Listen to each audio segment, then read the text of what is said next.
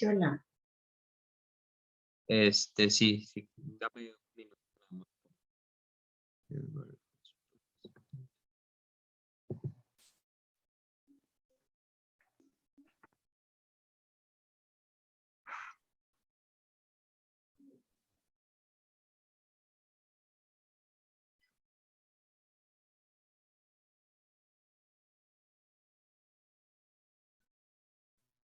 ¿Ya puedo iniciar la capacitación o me voy a esperar a la que falta? Yo creo que ya vamos a empezarle. Buenos días a todos. Bueno, la idea de esta capacitación es que es PAE, Procedimiento Administrativo de Ejecución, es que puedan tener los conocimientos previos a la capacitación oficial de Infonavit. En este caso, supongo ya les explicaron sus coordinadores cómo es el proceso, que es capacitación con Infonavit posterior y luego un examen. Entonces, en este caso, bueno, yo soy Brandon Torres, director ejecutivo del despacho, Excel de recursos humanos, y está Omar de operativo. Entonces, en este caso, la licenciada Cecilia es nuestra ponente, es quien nos está ayudando con el tema de capacitaciones ahorita, y bueno, nos va a ayudar a prepararlos con los conocimientos previos para el examen de PAE. Si quieres te cedo el micrófono, Ceci, muchas gracias. Ok, muchas gracias, licenciado Brandon. Así es, mi nombre es Cecilia Ferreira, que me ubico en la ciudad de Hermosillo, Sonora. Yo soy la que me voy a encargar de la capacitación para el procedimiento administrativo de ejecución, o sea, PAE, y pues vamos a dar inicio a lo que es la capacitación. Como les he comentado anteriormente, se hacen preguntas, pues nomás les solicito de forma ordenada, levantando la mano o solicitando activación de su micrófono. Quiero que no quede ninguna duda, ser lo más claro posible para que puedan ser acreditados e integrarse al grupo FIMAE, ¿no? Pues damos inicio a la capacitación, son las 10:10 aquí en Hermosillo, y continuamos. Ok, capacitación del procedimiento administrativo de ejecución.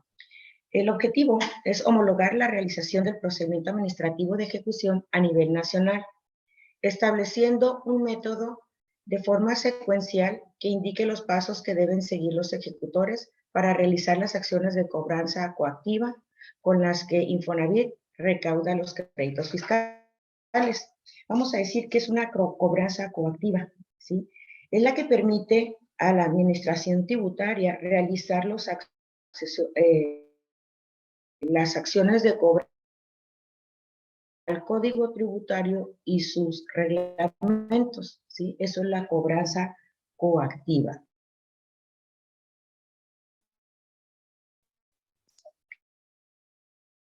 Continúa generalidad de Infonavit. Infonavit instituye el fondo en la cual tanto trabajadores, empresas y el gobierno encargados de otorgamiento de créditos hipotecarios.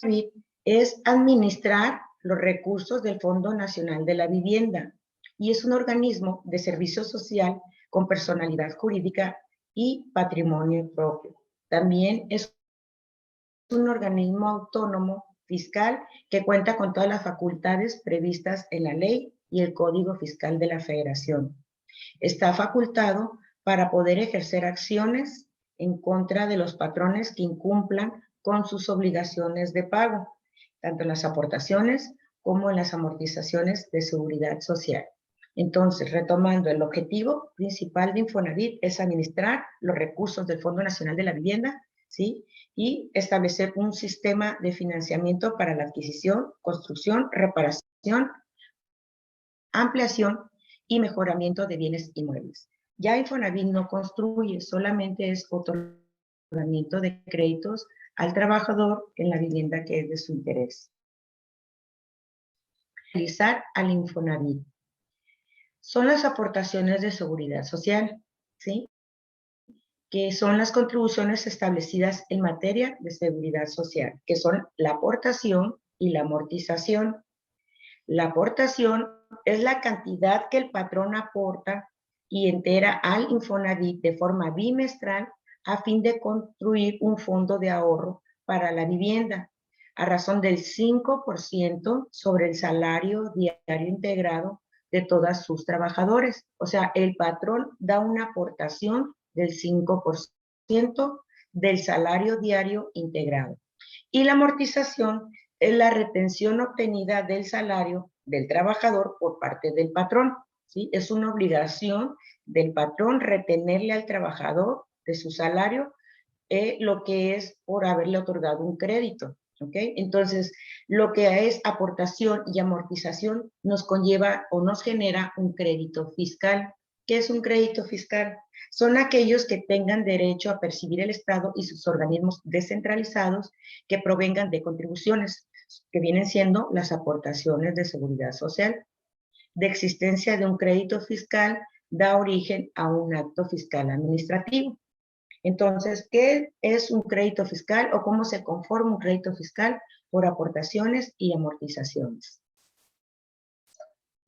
Continuamos. Un acto fiscal administrativo. Ustedes en el momento de presentarse a una diligencia, lo que tienen que manifestar o cuál es la situación de su presencia en el domicilio es porque van a llevar un acto administrativo generado por parte del Infonavit, ¿sí? Entonces, ustedes deben decir buenos días, deben antes que nada identificarse con su carta de acreditación debidamente y informarles cuál es el motivo de su visita, que van a hacer entrega de un acto administrativo por parte del Infonavit, ¿sí? Al representante legal o al contribuyente. El flujo del crédito fiscal, ¿cómo se conforma? El flujo del crédito fiscal es, primero se genera un crédito fiscal de la aportación y de la amortización, se genera una omisión de pago. Posteriormente, se genera el requerimiento de pago.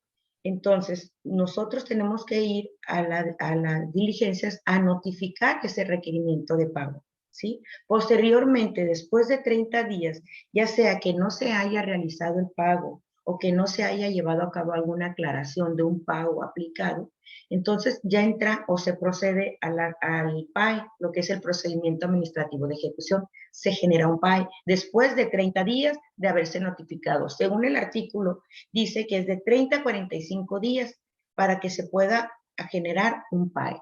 Entonces, se genera el crédito fiscal, la omisión de pago por incumplimiento de pago oportuno, se genera un requerimiento de pago, se notifica y posteriormente se genera un PAE. Nunca se va a generar un PAE, ¿sí? O un procedimiento administrativo de ejecución sin previamente no haya sido notificado. Es muy importante que sepamos cuál es el flujo del crédito. Cuando ustedes primero están notificando y posteriormente se va a generar un PAE, ¿ok?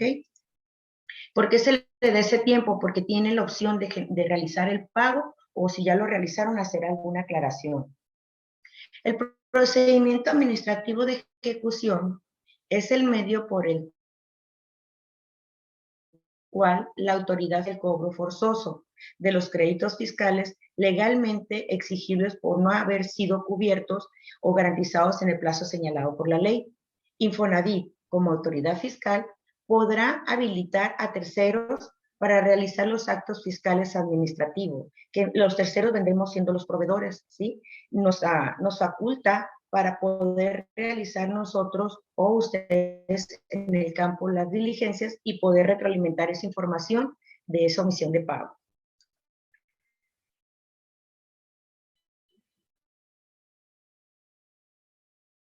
El compromiso de todos los proveedores están en líneas de aquí, a dirigirse con propiedad hacia el contribuyente o representante legal, a brindar el mejor servicio que los contribuyentes y a decir no a la corrupción. Eso es muy importante. ¿Por qué? Porque en la cuestión de las notificaciones, muchos contribuyentes hacen manifestaciones a las personas que hacen las diligencias diciéndole no me notifiques, te doy una dádiva y pues luego vienes y me notificas y yo ya te presento el pago. Eviten ese tipo de situaciones. Al contrario, para que él a su vez lo reporte a la delegación y tomen esa situación. Ustedes digan no a la corrupción, eviten que sean suspendidos de su trabajo y no puedan llevar a cabo ningún otro trabajo para el instituto, en ningún otro despacho. Deben dirigirse con respeto ante la persona que atiende la diligencia. Identificarse con su carta de acreditación expedida por el instituto. Es muy importante que siempre la traigan, la carta de acreditación. No pueden traer una copia y decir, es que la original la dejé en la casa. Es obligación de ustedes portar siempre su carta de acreditación. Explicar el motivo de su visita, como se lo manejé anteriormente. Recuerden que ustedes, el motivo de su visita es hacer del conocimiento del acto administrativo que es generado por el instituto, ¿ok? Solicitar la presencia del contribuyente o representante legal. Esto es muy importante, que cada vez que ustedes se presenten, sí, después de haberse acreditado, que soliciten la presencia del contribuyente o representante legal. ¿Por qué? Porque meten muchos agravios haciendo mención en esto, que a veces que ustedes que ya conocen quién les va a recibir en la empresa o en la casa, entonces se familiarizan y en vez de llevar a cabo una diligencia correcta, no solicitan la presencia del contribuyente, no solicitan la presencia del representante legal, y eso es una parte muy importante, una parte fundamental, solicitar la presencia del contribuyente. Se encuentre o no, ustedes es obligación de solicitarlo. También solicitar quien atiende la diligencia se acredite con algún documento oficial. Presentarse con una vestimenta limpia y discreta. Ustedes en la contratación van a firmar el código de vestimenta y sanciones y le van a ir indicando el tipo de situación que van a firmar, ¿no? Continuamos con las indicaciones generales, ¿sí?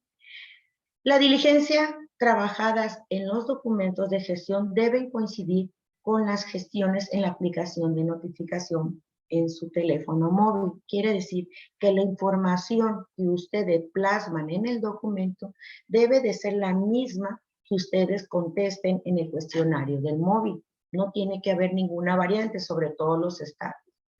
Número 2, no se admiten recibos de pago de los créditos fiscales por parte de los patrones o su personal.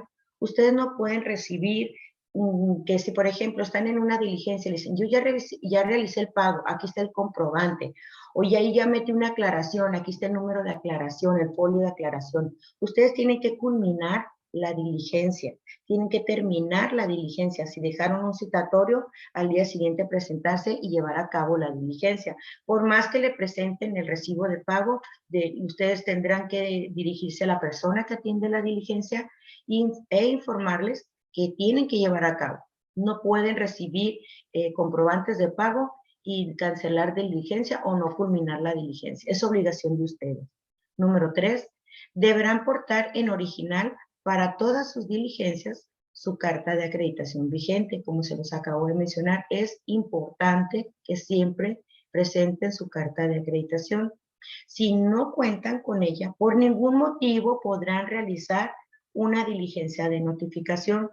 ¿Okay? Si en el motivo que ustedes al momento de salir a hacer su trabajo se les olvida o lo extravían, tienen que reportarla, pero no pueden llevar a cabo ninguna notificación si no llevan con ustedes la carta de acreditación. ¿Okay? Número 4, deberán conducirse con respeto y aunque en las diligencias existiera algún tipo de situaciones o de oposiciones, no deberán de caer en provocaciones ni engancharse en situaciones diversas. Por ejemplo, si hay contribuyentes, ¿sí?, en los cuales se alteran, se molestan porque ustedes se presentan para la notificación y empiezan con una situación pues de provocación, ustedes tienen que retirarse, salvaguardar su integridad, su persona y levantar un acta circunstanciada de hecho, haciendo una narrativa amplia de lo que aconteció en esa diligencia, manifestársela o reportársela a su coordinador para que posteriormente él tenga conocimiento si posteriormente hay algún reporte. Entonces, ustedes tienen que retirarse, circunstanciar la situación y manifestársela a su coordinador. Número 5, no se admiten sentencias emitidas por autoridad judicial o por resoluciones del Infonavit en caso de tratarse de recursos administrativos. ¿Qué quiere decir? Que ustedes no están autorizados para admitir ningún tipo de sentencias o de dictamen jurídico que son emitidas por alguna autoridad. ustedes, como les dije anteriormente, están obligados a llevar a cabo la diligencia y reportar la situación que se les presente con su coordinador. Los requisitos del acto administrativo. El Infonavit, para recaudar los créditos fiscales, expide el mandamiento de ejecución, el cual se genera conforme a lo establecido en el artículo 38, siguiendo con los siguientes requisitos. Consta por escrito en documento, señala la autoridad que lo emite, señala lugar y fecha de emisión, está fundado, motivado y expresa la resolución, objeto o propósito de que se trata. Contiene el nombre o nombres de las personas a las que va dirigido. Ostenta la firma autógrafa del funcionario competente para emitirlo, quien es el gerente de recaudación fiscal. Es muy importante que ustedes siempre chequen que les van a proporcionar 2 juegos de mandamiento, que los 2 estén debidamente firmados. Si en una de las situaciones se les presenta y el otro no, ustedes obligación de entregarle el que está firmado al contribuyente o representante legal. Y el otro que no está firmado se lo entregarán a su coordinador para recabar la firma o hacer la medida pertinente. Pero por ningún motivo ustedes tendrán que dejar un mandamiento de ejecución sin firma. ¿Ok? Entonces, el mandamiento de ejecución es el documento en donde expresa o señala más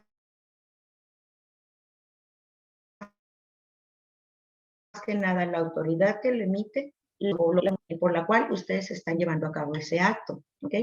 En ese mandamiento también hacen hincapié de todos los ejecutores que pueden llevar a cabo ese tipo de diligencias. Los que no están certificados no se incluyen en ese mandamiento. Entonces, ustedes deben de ver y cumplir con cada uno de estos pasos que acabamos de mencionar. Ok, el Infonavit identifica a personas físicas y a personas morales por medio de un identificador denominado NRP, quiere decir número de registro patronal, que es el que se le asigna en el momento en que se dan de alta en el IMSS. El contribuyente o persona física, en términos generales, es todo miembro de la especie humana susceptible de adquirir derechos y contraer obligaciones. En algunos casos, se puede hacer referencia a esta como persona de existencia visible, de existencia real, física o natural. En cambio, las personas morales es un sujeto de derecho y obligaciones existente, pero no como individuo, sino como un instituto y que es creada por una o más personas físicas para cumplir un objetivo social que puede ser con ánimo de lucro o no. Entonces recuerden que el instituto reconoce tanto a personas físicas como a moral por el denominador NRP.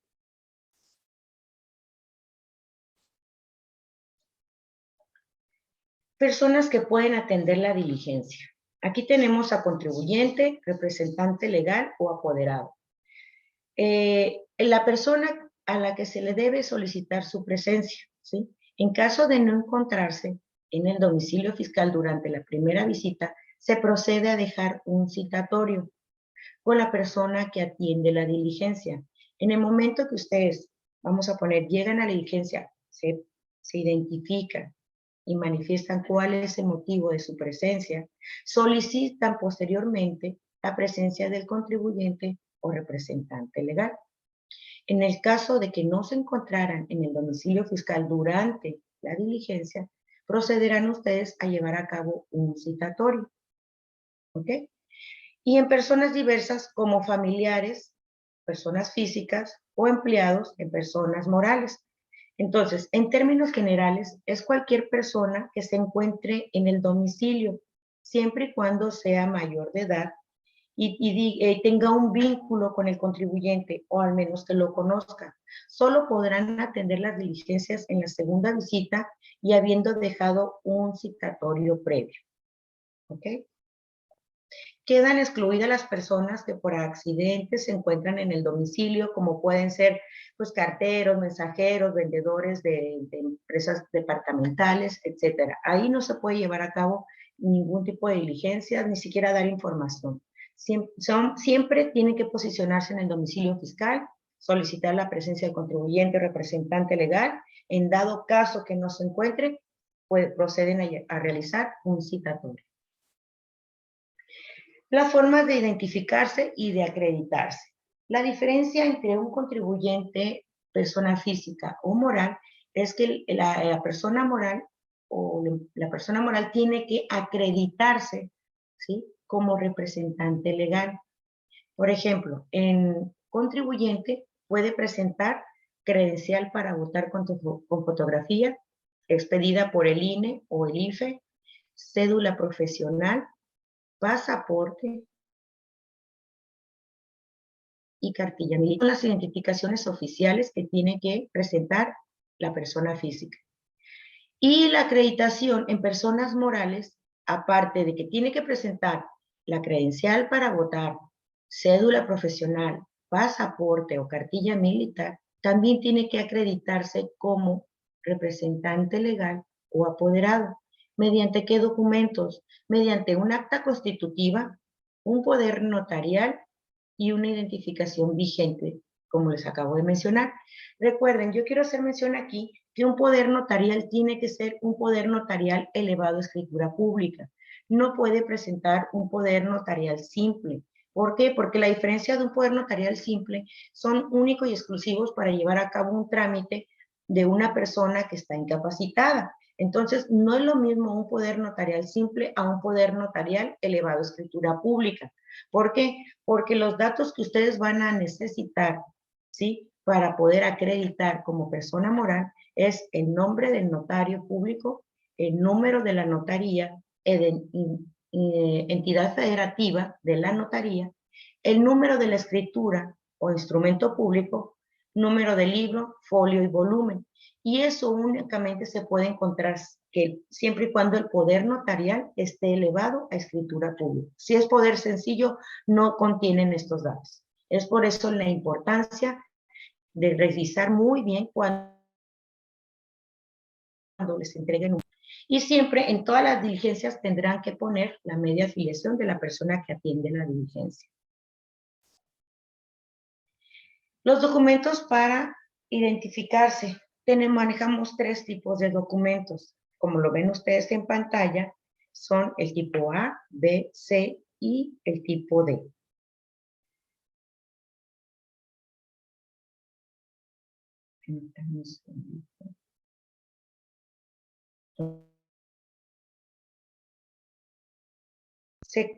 ¿Qué datos necesitan? Si se fijan, van a poner los datos de, el número 1 viene siendo la clave del lector.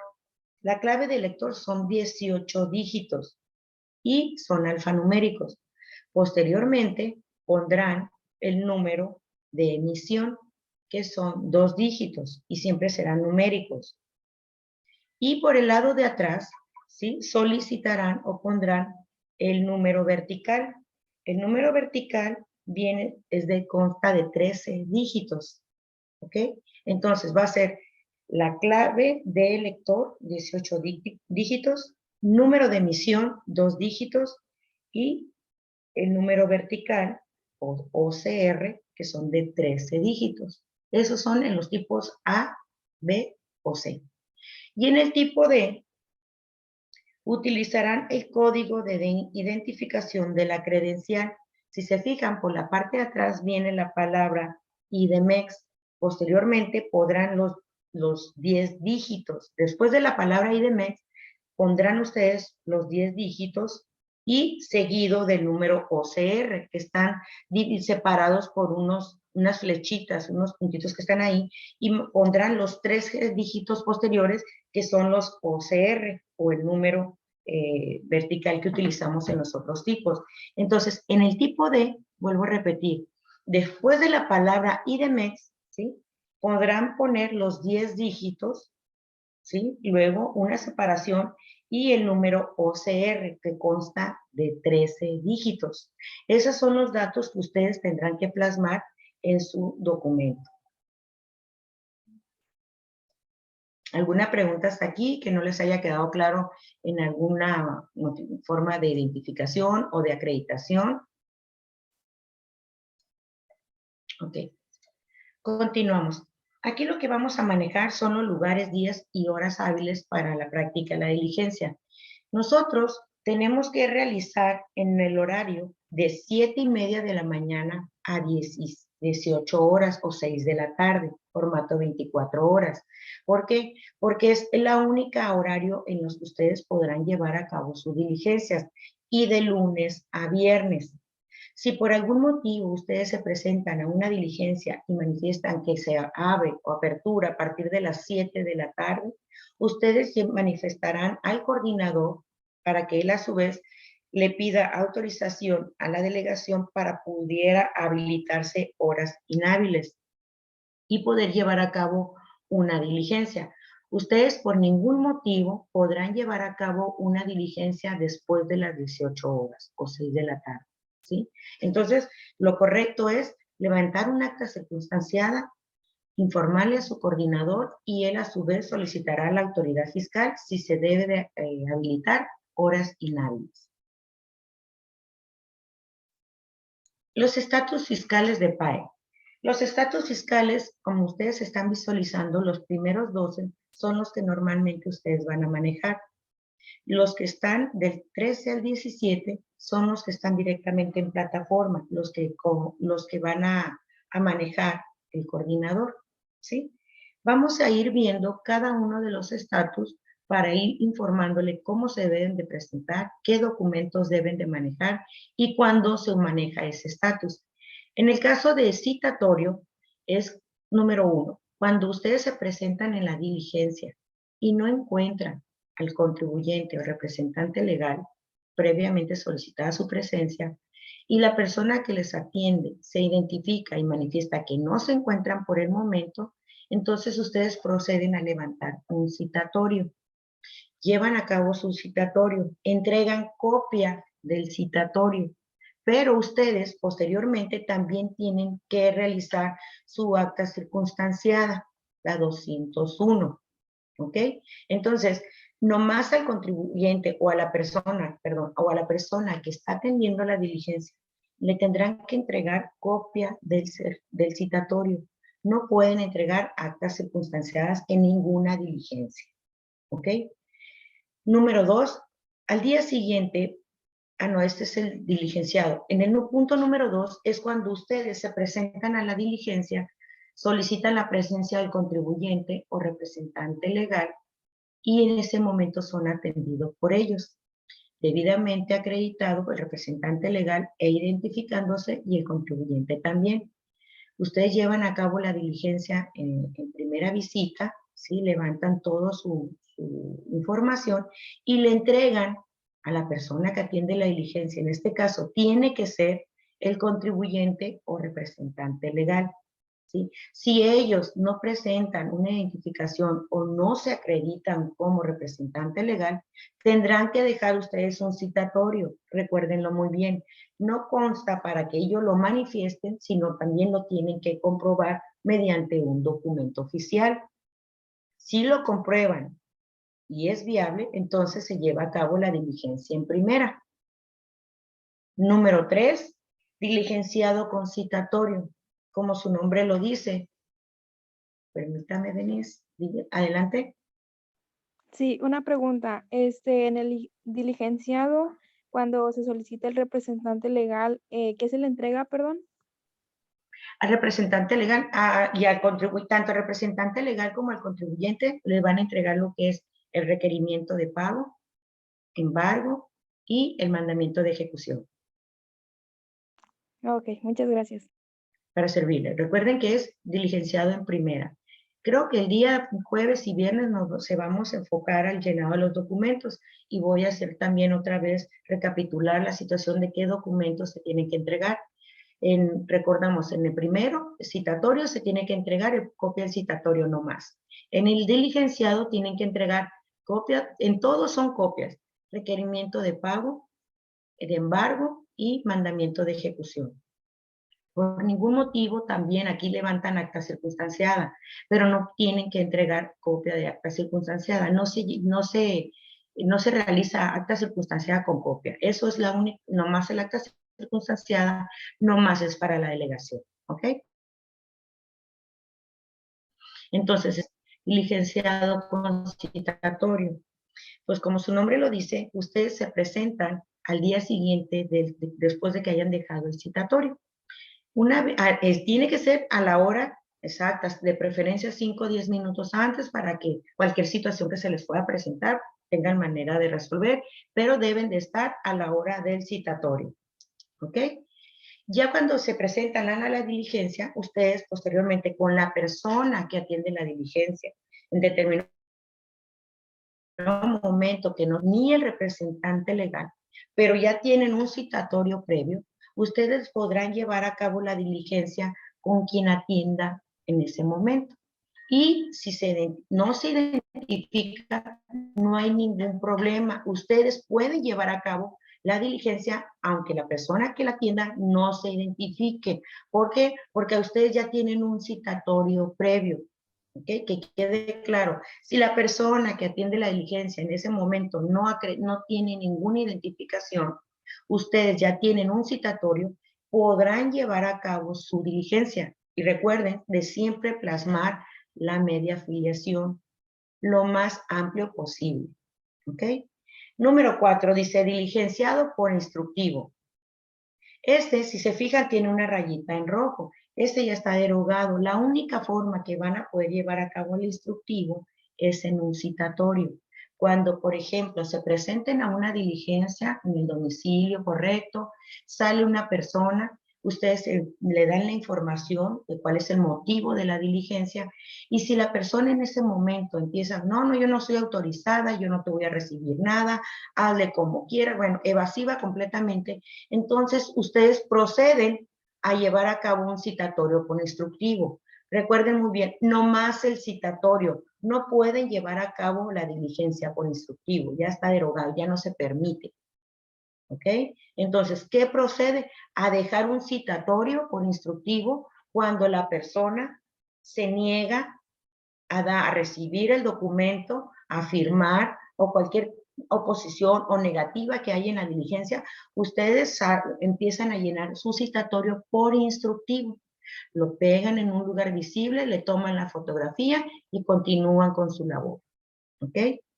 Número 5, diligenciado en domicilio alterno. Aquí vamos a verlo más adelante, yo creo que unas 2 diapositivas más, vamos a ver lo que es diligenciado en domicilio alterno. El domicilio alterno, que actualmente se llama domicilio distinto, se tiene que llevar a cabo cuando en el momento de la sino que no se encontraba el contribuyente ahí, le dieron la dirección y van a buscarlo al contribuyente donde realiza sus actividades, que es un domicilio distinto. Entonces, es donde ustedes van a llevar a cabo la diligencia. Hay ciertos requisitos que se tienen que cumplir para que sea procedente el domicilio alterno. Ahorita lo vamos a mencionar.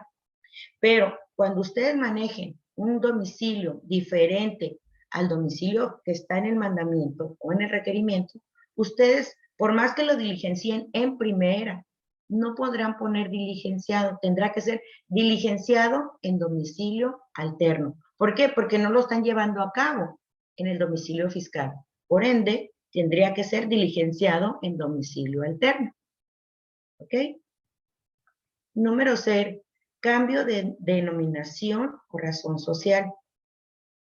Este estatus poco lo manejan, pero más adelante va a venir una notificación, cómo se lleva a cabo, y vamos a poner el ejemplo de este estatus. Es como su nombre lo dice, cuando hay un cambio de denominación o razón social. Luego, posteriormente, ya que ustedes estén adentrados, les vamos a dar una capacitación sobre información de lo que son sustituciones patronales, pero ahorita no los quiero enredar, vamos a ir viendo primero estos estatus. ¿Ok? Número 7. El 7 y el 8, ustedes no lo pueden llevar a cabo esos estatus. ¿Por qué? Porque, por ejemplo, ahí donde está defunción también viene una rayita en rojo. ¿Por qué? Porque son estatus que no pueden llevar a cabo ustedes. Tendrán que realizar la diligencia que corresponda. Como por ejemplo, vamos a poner el ejemplo de defunción. ¿Qué pasa? Si yo en el momento de la diligencia solicito la presencia del contribuyente o representante legal y la persona que atiende la diligencia me informa que la persona que yo estoy solicitando ya falleció y me muestra, ¿sí? Y me muestra una acta de defunción, lo que tienen que llevar a cabo ustedes es un citatorio. Primero que nada, solicitar la presencia del albacea. En dado caso que no se encuentre el albacea, entonces procederán ustedes a llevar a cabo un citatorio a nombre de la persona que están buscando, o sea, de la persona que informan que ya está fallecida. Ustedes por ningún motivo podrán recibir esa acta de defunción y no llevar a cabo la diligencia. Ustedes le informarán a esa persona que tendrá que presentarse en la delegación con los documentos necesarios para llevar el procedimiento de defunción, pero en la delegación es todo lo que le podrán informar, pero es obligación de ustedes llevar a cabo la diligencia, ¿sí? No pueden omitirla porque les están presentando un acta de función y ustedes poner el estatus de función. No, no están autorizados, no pueden llevar a cabo ni huelga ni defunción. Entonces, ¿qué procede? Vuelvo a repetir, ustedes solicitan, si en dado caso que esté el albacea, pues si no se encuentra el albacea, dejan el citatorio a nombre de la persona fallecida. Al día siguiente, recuerden muy bien, si ustedes ya tienen un citatorio y la persona que los atiende les informa que no está el albacea, ya podrán llevar a cabo la diligencia con la persona que atienda. Ya no necesita que esté el albacea. Si llega a estar la albacea, pues se lleva a cabo la diligencia. Y si no, también se lleva a cabo la diligencia porque ya se dejó un citatorio previo. No sé si me explique. Si hay alguna pregunta, vamos a retomarla. Quiero que quede muy claro, no pueden llevar a cabo el estatus ni huelga ni defunción. ¿Preguntas hasta aquí de defunción? Al final de la capacitación yo siempre hago preguntas y sobre todo que quede muy claro, recuerden muy bien, una defunción no pueden manejar ese estatus, tienen que llevar a cabo la diligencia. Número 9, se desconoce al patrón. En el se desconoce al patrón es cuando ustedes se presentan a la diligencia, solicitan la presencia del contribuyente o representante legal. Si la persona que los atiende les informa que no lo conocen, que no es el que están buscando, y les presenta un documento que acredite que ya no es la persona que están buscando, que es otra, entonces ustedes levantarán el estatus, tanto en móvil como en el documento, como se desconoce al patrón. Porque ustedes están comprobando, le están informando, le están demostrando, ya sea con el RFC, el alta del SAT, facturas, comprobante de domicilio, etcétera, ¿sí? Contrato de arrendamiento, que ya no es la persona que ustedes están buscando. Si ustedes se percatan, ¿sí? De que sí, que es correcto, que ya no es, entonces levantarán el estatus como se desconoce al patrón. ¿Ok? Pero si ustedes están en una diligencia y la persona que les atiende les dice que no lo conoce, que no sabe dónde está, dónde se cambió, y ustedes le solicitan que presente un documento del contribuyente actual y la persona se niega, ¿sí?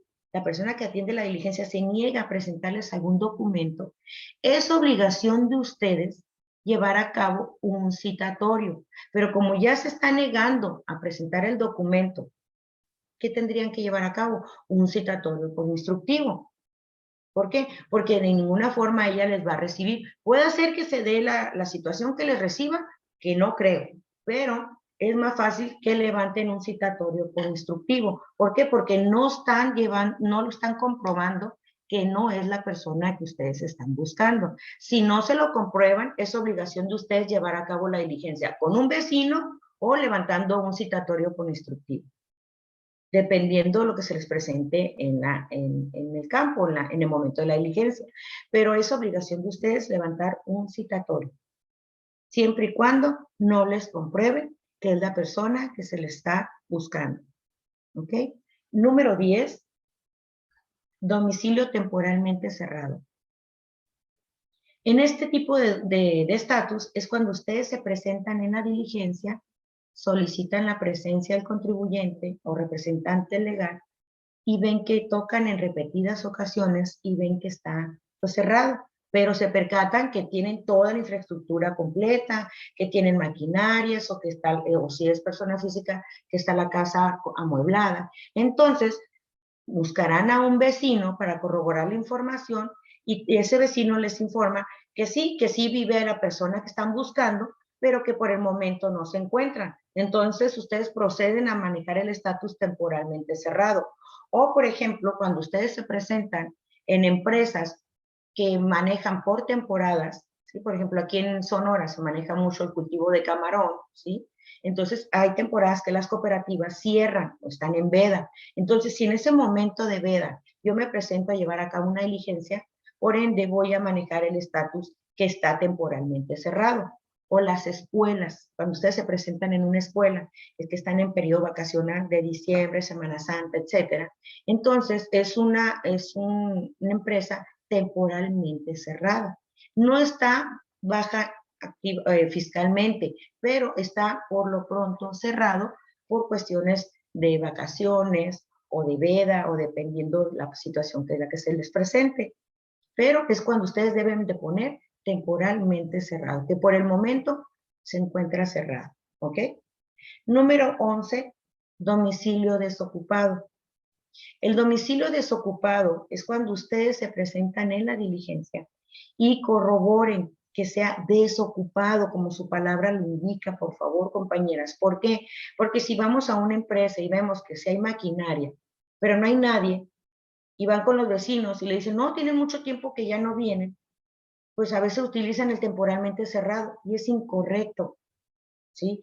Ustedes tienen que percatarse siempre que el lugar donde se están presentando esté desocupado, si es casa, si es empresa, que no haya absolutamente nada. ¿Por qué? Porque se da situaciones en que manejan mucho el desocupado y la delegación hace una investigación y se percata que en el estatus que tú pusiste como desocupado, resulta que sí hay gente o sí hay maquinaria o sí hay cosas del hogar.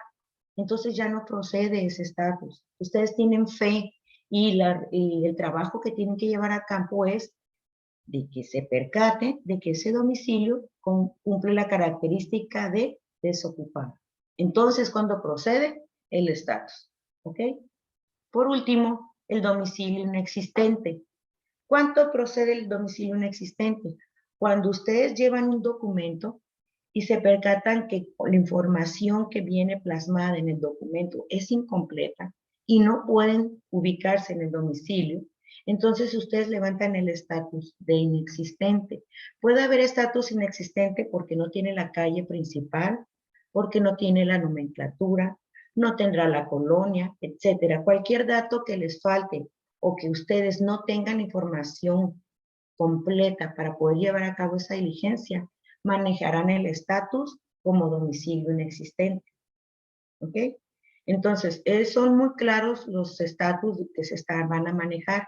Esos 12 estatus, más bien serían 10, ¿no? Porque el de función y huelga no se van a utilizar, perdón, tampoco el instructivo, nomás el citatorio. Entonces, son los estatus que ustedes van a manejar y tienen que dominarlo, cuándo deben de usar uno y cuándo deben de usar el otro. ¿Ok? ¿Preguntas hasta aquí? ¿Algún comentario? ¿Sugerencia que quieran realizar? Ok, continuamos.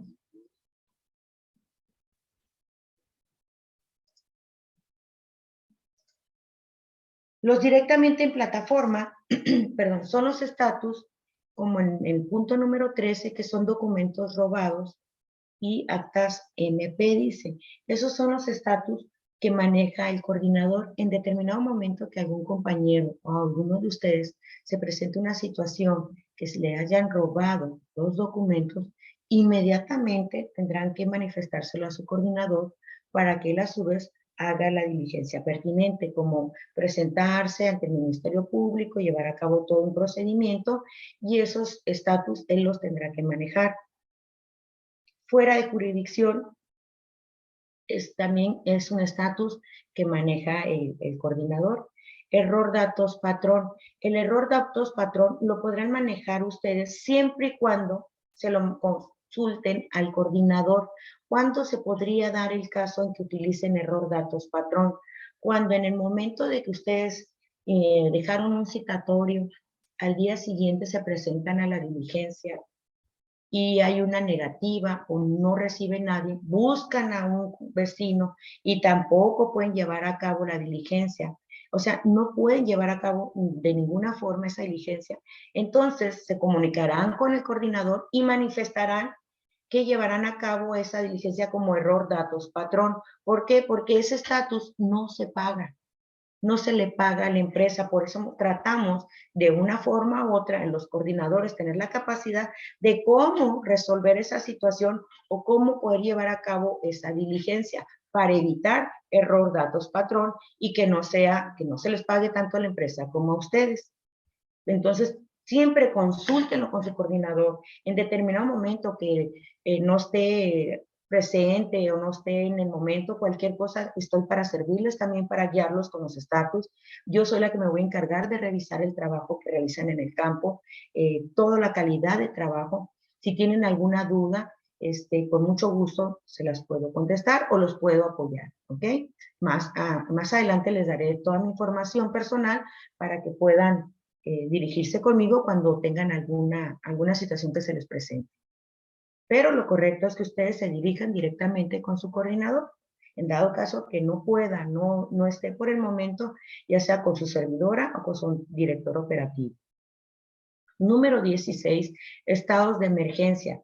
Estos estatus son cuando se encuentran en situaciones que, por ejemplo, haya una cuestión natural, que haya llovido mucho, que se encuentren en unas localidades que no se puedan llegar, no tengan acceso, ¿sí? Que sea difícil de accesar, o de inseguridad. Ya ve que hay muchos estados en donde tenemos inseguridad. Entonces, ustedes se lo hacen, le manifiestan a su coordinador y él manejará ese estatus. Recuerden, los estatus son directamente en plataforma y tendrá que llevarlo a cabo su coordinador. En esto, donde dice en la pantalla que ustedes están visualizando, dice documento de gestión. ¿Qué quiere decir eso? Que aquí nos dice, o les tengo que informar, qué documentos tienen que dejarle a la persona que atiende la diligencia. Me voy a regresar a los estatus para que vayamos viendo uno por uno, sin que no omitir ninguno. Número 1, citatorio. Ya lo dijimos, tienen que dejarle copia del citatorio. Número 2, ¿qué documento tengo que dejarle? Requerimiento de pago, embargo y mandamiento. Número 3, la persona se queda con un día de anterioridad con el citatorio y ustedes posteriormente tienen que entregar igual requerimiento de pago, embargo y mandamiento de ejecución. Recuerden que también ustedes tienen que levantar su acta circunstanciada respectiva. No es para entregar, pero es para entregárselo a la delegación. En domicilio diligenciado en alterno, ¿sí? En domicilio alterno, también igual, tienen que entregar requerimiento de pago, mandamiento y de embargo. En el domicilio temporal, se desconoce patrón, pues ustedes en determinado momento que la persona se acredite, ¿sí? Que es otra persona que ya no es la que se está buscando, ustedes ahí no entregan nada, nomás ustedes te entregarán a su coordinador administrativo para que se entregue a la delegación el acta circunstanciada correspondiente al estatus, ya sea desconoce patrón, temporalmente cerrado, desocupado o inexistente. Ustedes nomás llenan su acta, ¿sí? Su acta circunstanciada correspondiente, y junto con un juego de mandamiento de ejecución es lo que ustedes deben de entregarle a su coordinador. Pero todos los documentos que no utilicen en forma separada, también tendrán que regresarla a su coordinador. ¿Por qué? Porque hay un protocolo que nosotros tenemos que hacer de destrucción y de devolución de esos documentos que no se utilizaron. ¿ok? Entonces, nada con que yo presenté un acta circunstancial y un mandamiento y me sobró todos los demás papeles porque no los utilicé, tienen que regresarlo, no pueden romperlos ustedes. Es obligación de ustedes regresarlo en forma separada, ¿sí? Primero presentan los documentos de la diligencia y en forma separada le presentan los documentos que no fueron utilizados. ¿En dónde? Se desconoce patrón, temporalmente cerrado, domicilio desocupado e inexistente. ¿Ok? Esos son los documentos que ustedes tendrán que otorgar en el momento de la diligencia. Y recuerden, a la delegación son los mismos, aumentando su acta circunstanciada. ¿Preguntas hasta aquí? ¿Algún comentario? Los deben de presentar, ¿ok? Ok, vamos a ver lo que es el domicilio distinto. Perdón, o domicilio en el móvil. En el móvil todavía les va a presentar como domicilio alterno. En el documento, en el estatus, como domicilio alterno. Pero recuerden, ahorita les voy a informar que se debe de presentar como domicilio distinto. ¿Dónde se debe de poner la leyenda domicilio distinto? En la parte de donde están los domicilios del documento oficial, del documento fiscal, a un lado, ustedes tienen que poner la leyenda domicilio distinto y poner todos los datos del nuevo domicilio, que es calle, nomenclatura, código postal, entre qué calles, colonia y localidad. Toda esa información lo tienen que poner entre un paréntesis grande que abarque toda esa información para que cuando los revisores visualicen eso, quiere decir que es un domicilio alterno o un domicilio distinto. ¿Sí? Deberán realizar perdón, un acta circunstanciada en el rubro donde dicen actos que no fue posible realizar los siguientes hechos. Deberán indicar que no se realizó la diligencia en el domicilio que refiere el mandamiento. ¿Sí? Poner el número de folio y especificar que se obtuvo en domicilio distinto, resaltando a detalle que no localizó al contribuyente en el domicilio. También tienen que circunstanciar cómo obtuvieron esa información. Si fue por parte, en el momento que se presentan a la diligencia, la persona que los atiende les informa que el contribuyente que estaba anteriormente o al que están buscando se cambió de domicilio y ellos conocen su nueva ubicación, ustedes deben de plasmar de dónde obtuvieron el nuevo domicilio distinto. O hay veces que se presentan a la diligencia ustedes y el local ya está vacío, pero el contribuyente deja un letrero, ¿sí? En donde dice su nueva ubicación. También tienen que plasmar la forma en que obtuvieron el domicilio distinto. La otra forma es de que el coordinador, como a veces se repite tanto los contribuyentes y nosotros los coordinadores, al menos yo, hacemos un reporte de domicilios distintos y antes de que salgan al campo los ejecutores, el coordinador le informa que ya no se encuentra en el domicilio fiscal.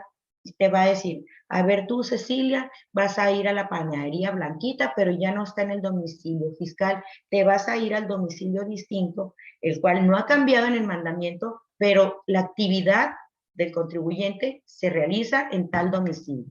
Entonces ustedes van a manifestar que en el área administrativa o su coordinador le proporcionaron esa información. ¿Ok? Todo eso siempre tienen que circunstanciarlo.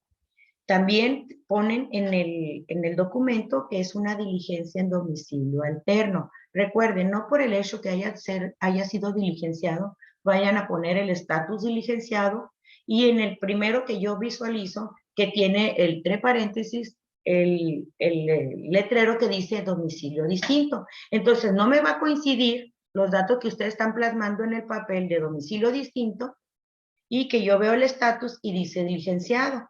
Debe decir, sí, diligenciado, pero en domicilio alterno. Y en el móvil, ahorita lo vamos a ver también, móvil, también tienen que plasmar en domicilio alterno. ¿ok? Para que coincida la información como lo vimos en los puntos anteriores.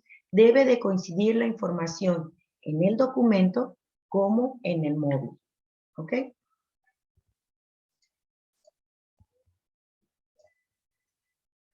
Punto número A, conocimiento de domicilio distinto previo a la diligencia o cuando el domicilio distinto se encuentre a muy corta distancia y el domicilio del requerimiento, o sea, que se encuentren cerca, ¿sí? Que el nuevo domicilio se encuentre cerca. Vamos a ir viendo cada uno de los puntos. Punto número 1. El ejecutor deberá iniciar el registro de la diligencia en la plataforma móvil de cobranza solo hasta que se encuentre en el domicilio distinto.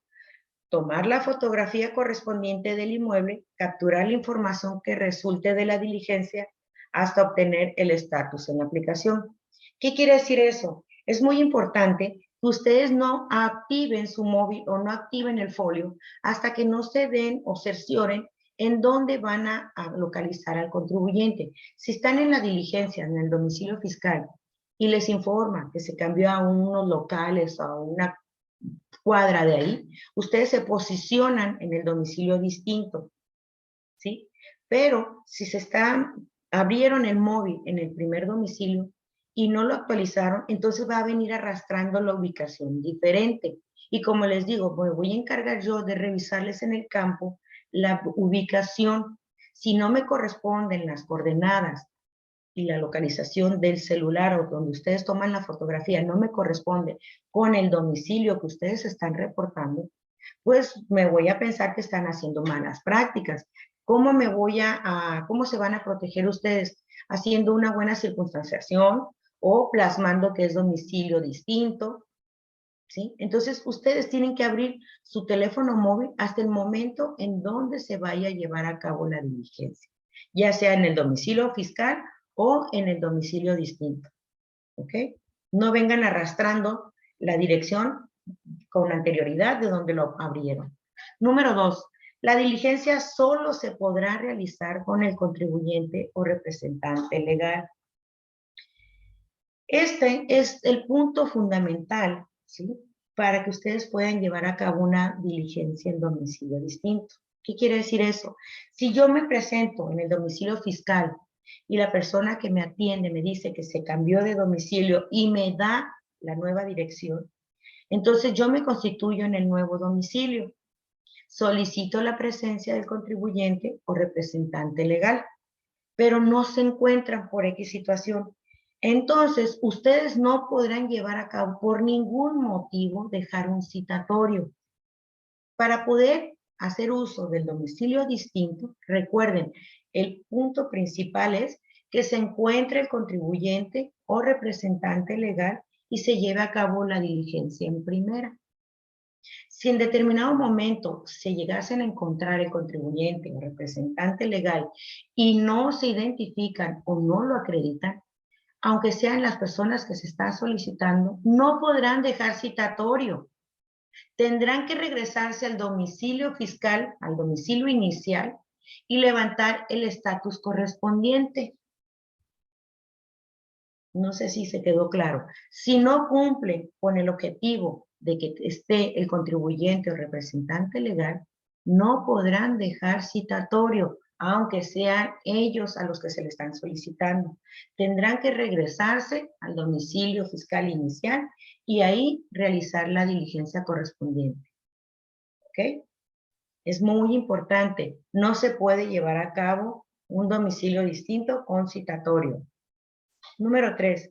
En caso de que no sea localizado el domicilio distinto, no atienden la diligencia el contribuyente representante legal, el ejecutor volverá al domicilio de origen marcado en los documentos y generará el estatus que corresponda. Me adelanté, pero ¿por qué?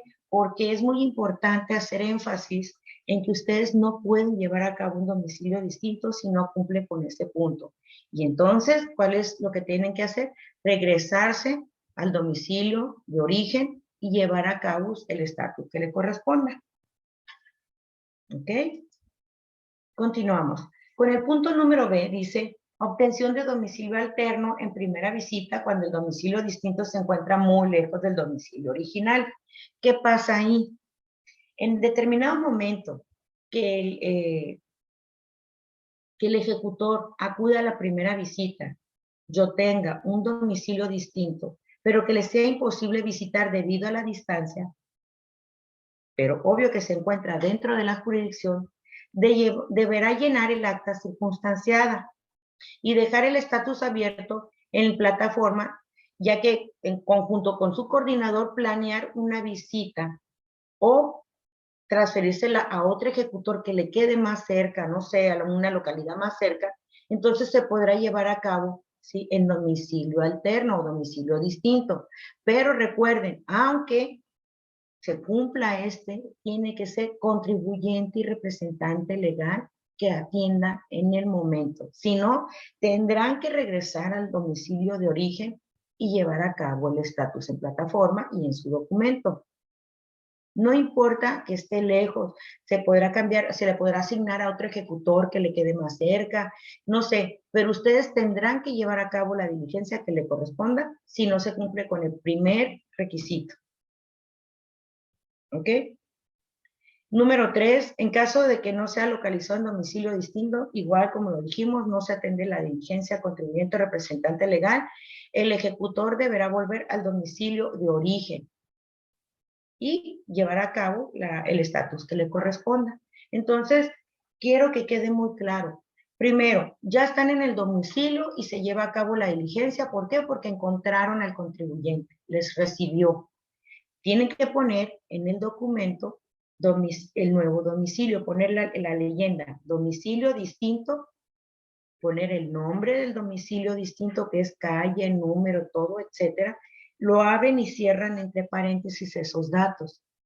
En el estatus manejarán el diligenciado en domicilio alterno. En su móvil también. Y podrán llevar su diligencia normal como si fuera en primera visita. ¿Ok? En dado caso que no se lleve a cabo en primera visita, tendrán que regresarse al domicilio de origen y llevar a cabo el estatus que le corresponda. ¿Preguntas hasta aquí? ¿Algún comentario que quieran hacer? ¿Todo quedó claro? Muy bien, vamos a continuar con el documento, el llenado de documentos. ¿Cuáles son los puntos principales para el llenado de documentos? Primero que nada, siempre hacen mención en la letra molde, legible y consistente. ¿Por qué? Porque en el momento en que ustedes se presentan en el examen, y si en el mismo examen hace una letra que no va a ser legible, desde ese momento, aunque hagan muy buen examen, no los van a acreditar, muchachos. Tienen que hacer una letra legible, porque si se fijan en los ejercicios o en los ejemplos que ustedes están viendo en pantalla, la primera, obvio que se ve una letra clara, que puede ser mayúsculas o no, no hay problema, tiene que ser clara. ¿Por qué? Porque recuerden que esos documentos se van a digitalizar y se pierde cierta nitidez, y más cuando uno como revisor pues no le entiende. Si se fijan en el ejemplo 2 y 3, no sé si alguien le entienda, yo en lo personal no le entiendo. Por eso es muy importante que desde el examen hagan una letra legible. En su trabajo en campo hagan una letra legible, porque habemos gente que después de su trabajo quedamos nosotros para revisar y hacer un procedimiento hasta llegar a la delegación de esa información. Entonces traten, muchachos, de, por favor, hasta son agravios que presente el contribuyente, porque dice, no, pues no sé qué me vinieron a dejar porque no le entiendo nada. La verdad, hasta son agravios la letra cuando no se entiende, ¿sí? Por eso hacemos énfasis en que tiene que ser una letra legible. Nota, todo el llenado de los documentos serán con letra, exceptuando el folio de acreditación de ustedes, folios de identificación, números de domicilio y los datos de la media afiliación. Como pesa 80 kilos, pues no le van a poner con letra, la van a poner. Solamente se podrán poner con números, ¿sí? Y solo se permitirán abreviaturas en los datos como manzana, lote, avenida, colonia, etcétera. Y títulos, profesionales como licenciado, arquitecto, doctor, etcétera. Son las únicas que se permiten. No se permiten, cuando ustedes llenan el documento, que pongan la fecha o la hora con número. Tiene que ser todo con letra. ¿Ok?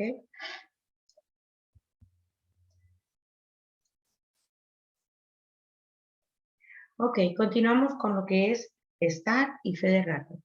El testar va a ser muy común para ustedes. Cada información que plasmen en su documento, si les sobra un espacio, por más pequeño que sea, tienen que testarlo con una raya delgada y continua. No puede ser en partes. El testado tiene que ser continuo. ¿Por qué? Porque así se puede evitar alteraciones tanto por personas diversas como también por el notificador o el ejecutor.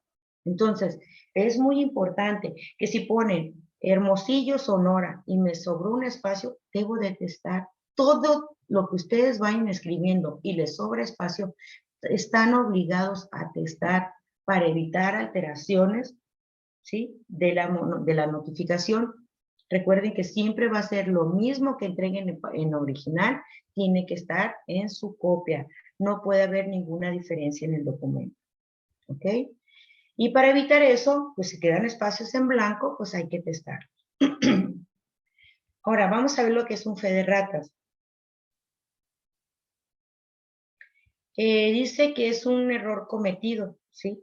Y cómo se corrige mediante el texto de poner un fe de ratas. ¿Qué pueda pasar? Voy a poner un ejemplo aquí. Aquí, por ejemplo, tenemos la leyenda. El día 7 del mes de junio, si se fijan, tienen un subíndice 1. Quiere decir que esa palabra junio me equivoqué y en vez de poner julio, le puse junio. No necesito testar toda la frase. Nomás debo de testar con una raya delgada en medio y poniendo un indicador, ¿sí?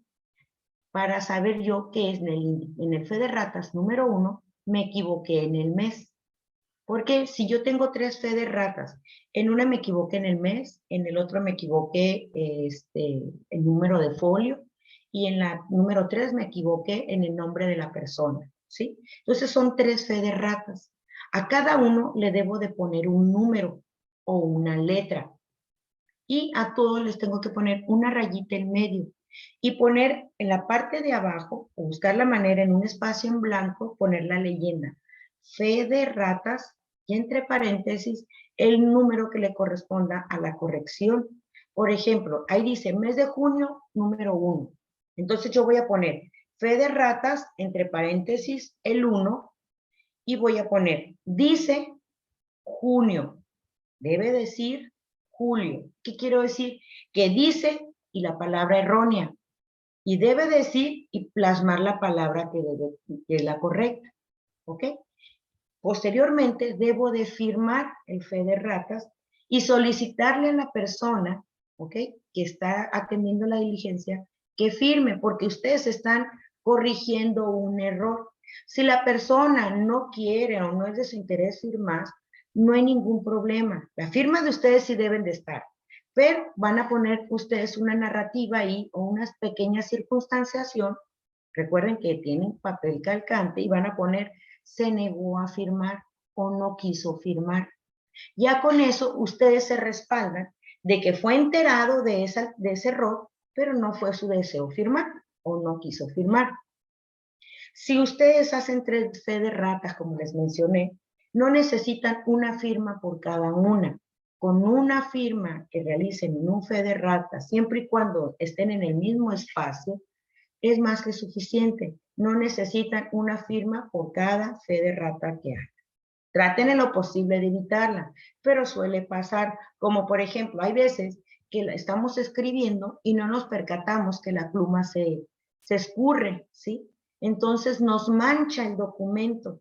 No es que haya cometido un error, pero no se puede tener ese tipo de situaciones en un documento, se presta como alteración, por más que estemos viendo que manchó la tinta. Entonces, ¿qué deben de hacer? Para evitar el tipo de situación, hagan un fe de ratas, ¿sí? Ponen la raya en la persona, en la palabra que se manchó y pongan un fe de ratas. Si ustedes se equivocaron al momento de escribir, la pluma no escribió correctamente más que la mitad y la otra mitad no, no sobrescriban. Y si sobrescribieron, tienen que realizar un fe de ratas porque no puede haber alteraciones en los documentos. Se prestan malas interpretaciones. ¿Ok? Entonces, si ustedes alteran, manchan, sobrescriben, tendrán que realizar fe de rata. Y más si cometieron algún error en la escritura. No pasa nada, no hay números de fe de ratas, pero también, pues imagínense qué feo se va a presentar un documento donde hagan 7, 8 fe de ratas. Tengan cuidado al llenado mejor de sus documentos. ¿Ok? Circunstanciación. La circunstanciación es una narrativa detallada de lo que se les presenta a ustedes en la diligencia. Es muy importante que ustedes siempre puedan narrar lo que acontece en la diligencia. Las preguntas que ustedes ven ahí en amarillo son preguntas que ustedes se pueden hacer para poder llevar a cabo una narrativa. ¿Sí? Como por ejemplo, ¿dónde? ¿Cuándo? ¿Quién? ¿Por qué? ¿Qué? ¿Sí? Entonces, lo importante de una circunstanciación es plasmar lo que se lleva a cabo en la diligencia, y más si se presenta una situación engorrosa o una situación que el contribuyente o quien atiende la diligencia se alteró, o una situación así, ustedes siempre tienen que narrar o escribir, circunstanciar bien todo lo que se presentó en la diligencia. ¿Por qué? Porque si el coordinador le pasan un reporte y ustedes andan en el campo, él revisa el acta circunstanciada de ustedes, y ahí es donde él va más o menos a visualizar qué situación se presentó. Ya posteriormente ustedes hablarán con ustedes y detallarán, pero es muy importante la circunstanciación en cualquier situación. Les acabo de comentar que si se presentan en un fe de ratas y la persona que atiende la diligencia no quiere firmar, no pasa nada, siempre y cuando circunstancien el acto, circunstancien la situación de que no fue de su interés o no quiso simplemente firmar. Y ustedes se protegen para cualquier revisión que pudiera haber después, ¿no? Entonces, ¿cómo se procede un citatorio? Se entrega un citatorio cuando en la primera visita ocurre lo siguiente. Número 1, el contribuyente o su representante legal no se encuentran en su domicilio. Número 2, el contribuyente no presenta identificación oficial. La identificación oficial presentada no está vigente. 4, el representante legal no presenta su documento notarial. ¿Qué quiere decir? Que por más que él diga que es el representante legal y por más que les atienda la diligencia, ustedes tienen que dejarle citatorio porque no les está presentando el documento que lo acredita, que es un documento notarial. Ya recuerden muy bien, acta constitutiva, poder notarial, elevada escritura pública. ¿Ok? Entonces, si eso no lo presenta, podrán realizar un citatorio. O con una persona diversa, ¿sí?, que se identifique, podrán llevar a cabo también el citatorio. Que deben de plasmar o de revisar. El día jueves y viernes vamos a hacer, como les digo, un llenado de documentos. Vamos a ir viendo cómo se llenan los documentos. Pero por lo pronto, este es un ejemplo de un citatorio. Es, número 1, información generada de la carta de acreditación. ¿Sí? Es la información general de su carta de acreditación. Luego, la fecha de oficio correspondiente a la predeterminada en el mandamiento de ejecución. Esa la visualizan, ¿sí?, en la tercera hoja o donde está la firma del gerente de recaudación fiscal. Ahí arribita, ahí viene la fecha que corresponde y que deben de plasmar ahí. El día viernes se lo voy a ir mencionando y les voy diciendo de dónde obtienen esa información. Número 3, fecha y hora del día hábil siguiente en el que se cita el contribuyente para concluir la diligencia. Muy importante poner la fecha y la hora muy clara, porque a veces ponen 7 y lo confunden con 9, y más si es un documento escaneado. Entonces eviten que el contribuyente meta agravios, medios de defensa, etc. Hagan una letra y números legibles. Número 4, los datos de quien recibe el citatorio, relación que tienen con el contribuyente y la media afiliación. Esos son los espacios que normalmente se llenan. Posteriormente, el nombre y firma de ustedes, del ejecutor.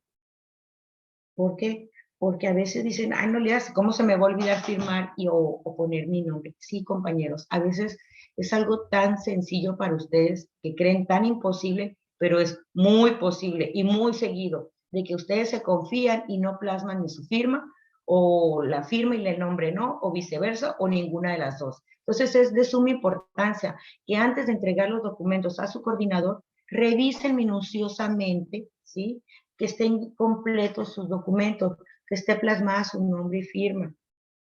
Y en determinado momento que ustedes realicen un citatorio por instructivo, en el espacio que les está indicando ahí, podrán plasmar el script del citatorio por instructivo. Ese script se lo proporcionará a su coordinador o en su defecto lo obtienen en el manual, vienen todos los scripts que van a necesitar. O si necesitan alguna información, como les vuelvo a repetir, estoy para servirle. A lo último les voy a bajar mis datos. ¿Ok? Entonces, en ese espacio, ustedes tendrán que escribir el script de citatorio por instructivo. Muy importante, nomás se va a manejar citatorio por instructivo. ¿Ok?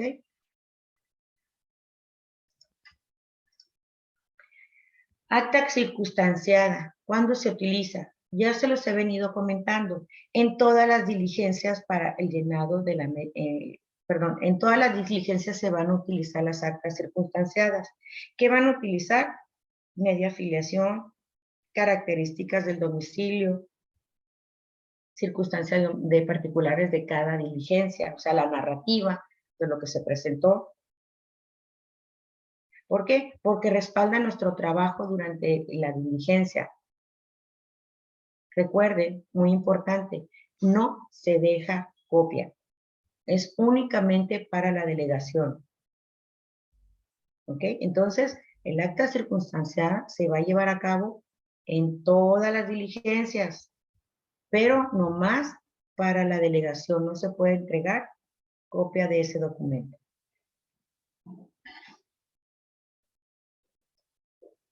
Preguntas por aquí, preguntas, comentarios. Ok, esto es un ejemplo de un acta circunstanciada. En ella vamos a plasmar, que es muy importante, lugar y fecha. Datos generales del acta de acreditación, o sea, los datos de ustedes, número de folio, nombre, etc.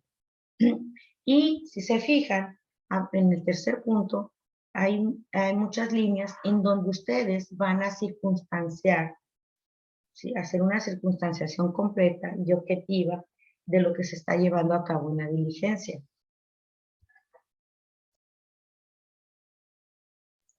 Dice no testar, porque por lo regular quieren que se escriba en todo el documento, pero a veces no necesitan ser de llenar todas las líneas, que sea completa y objetiva, que sean concretos, que sea exactamente lo que pasó en la diligencia, es más que suficiente, que sea claro, ¿sí? Entonces, ya con eso, ustedes podrán, todos los demás espacios que no ocuparon, podrán testar. ¿Okay? Entonces, esto es un ejemplo de un acta circunstanciada. Continuamos.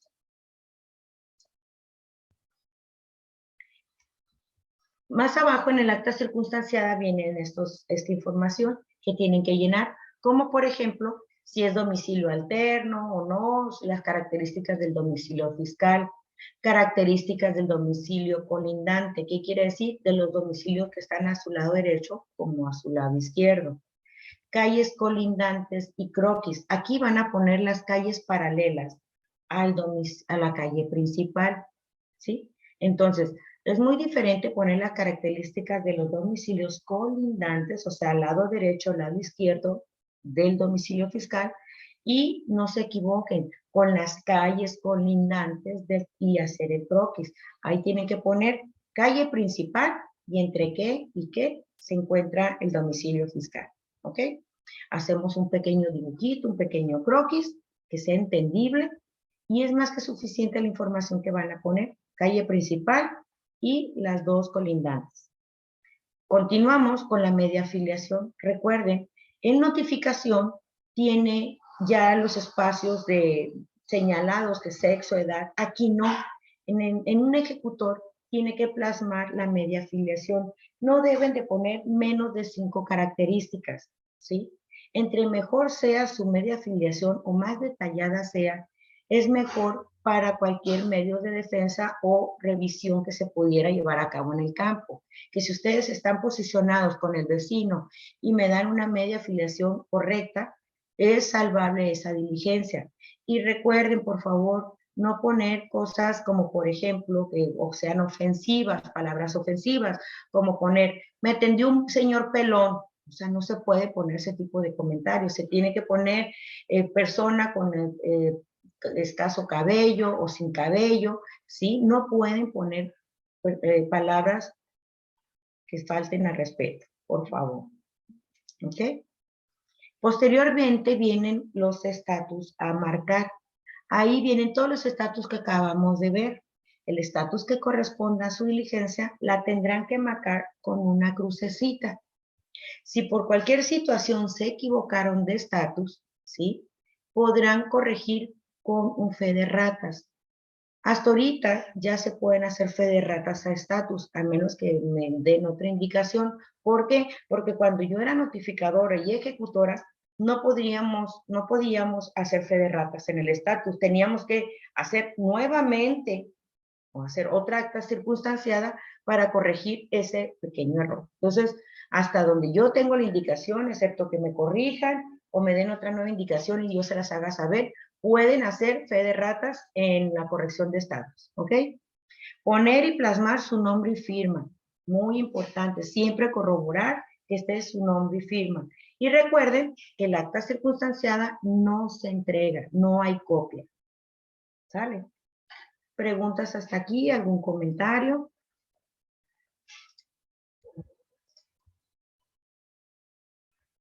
Muy bien. Este es un ejemplo de un acta circunstanciada, ¿sí? De domicilio distinto.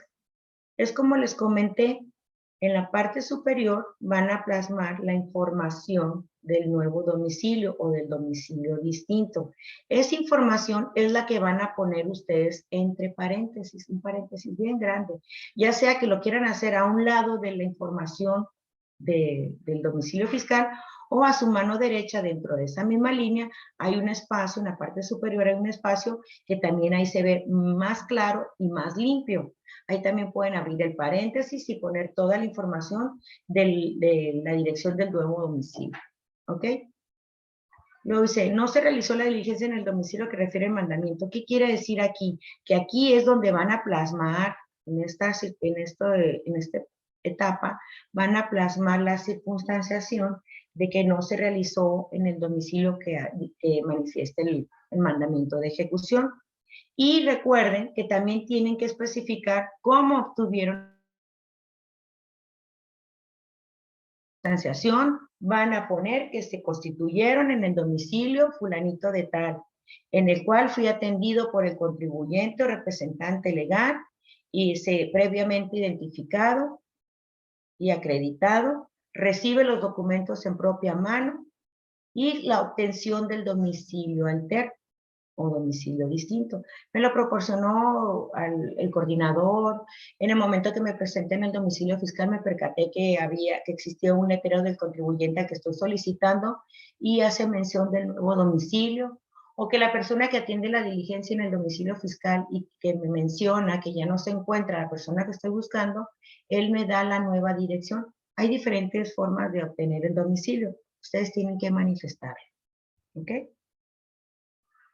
Poner la descripción de las características del domicilio distinto.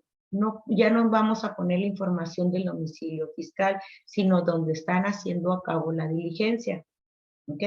Las colindantes del domicilio distinto, el croquis, ¿sí? y marcar el estatus en diligenciado en domicilio distinto.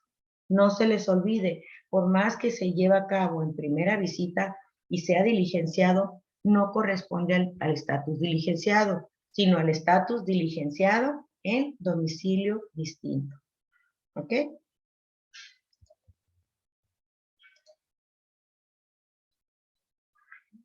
Este es un acta de requerimiento de pago, ¿sí?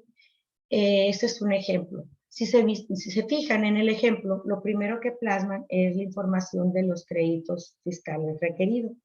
Esos créditos fiscales son a los que se les está informando del cobro, ¿va? Ahí viene lo que es la importe de aportaciones, amortizaciones, actualizaciones, recargos, multas, honorarios de notificación total y un gran total. Esa es la información de los créditos fiscales omitidos. Debemos de plasmar lugar y fecha de la diligencia, nombre del ejecutor y folio de acreditación, datos generales de la carta de acreditación, datos de quien atiende la diligencia.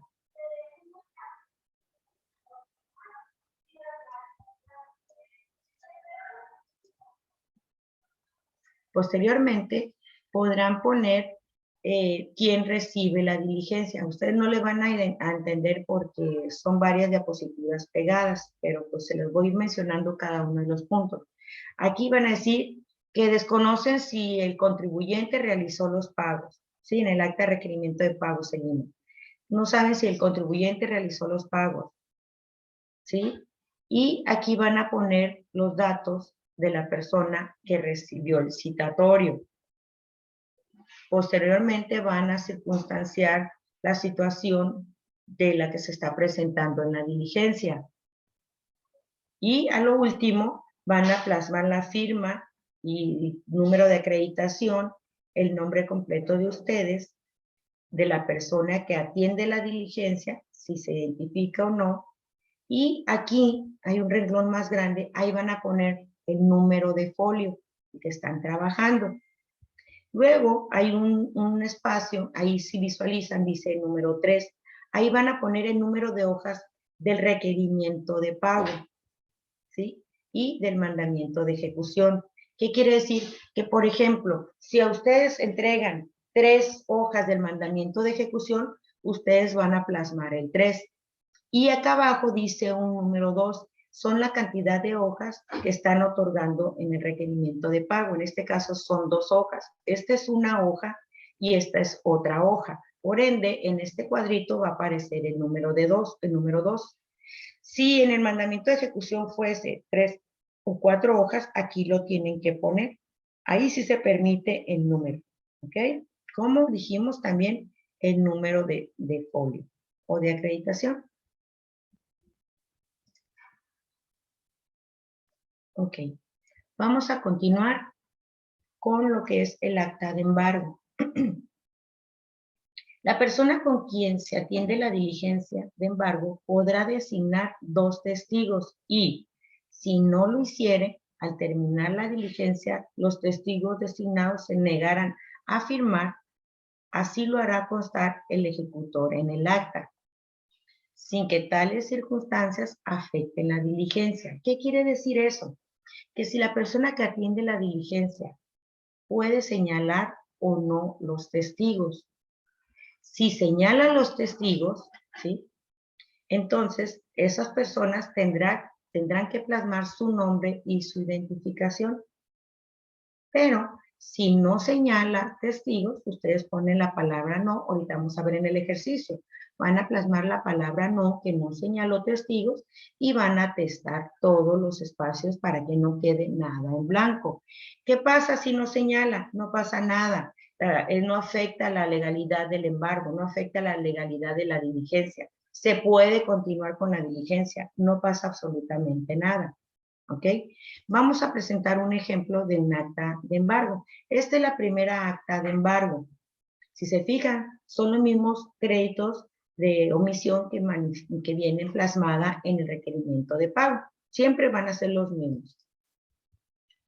¿Ok? Perdón. Entonces, aquí dice, en esta rayita es designación de testigos.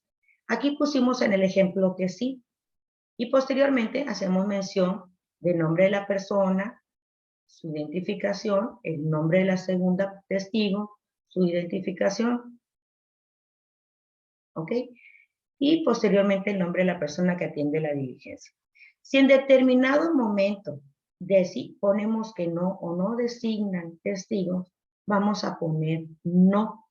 Posteriormente, donde vea el nombre de supuestamente el primer testigo, vamos a poner no se designó o no designaron testigos.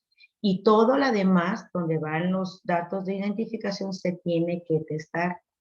¿Sí? Entonces, vuelvo a repetir, si es no, en el siguiente espacio donde plasman el nombre del testigo, supuestamente, pondrán no se designó testigos y posteriormente tendrán que testar todos los espacios para que no quede nada en blanco. ¿Ok?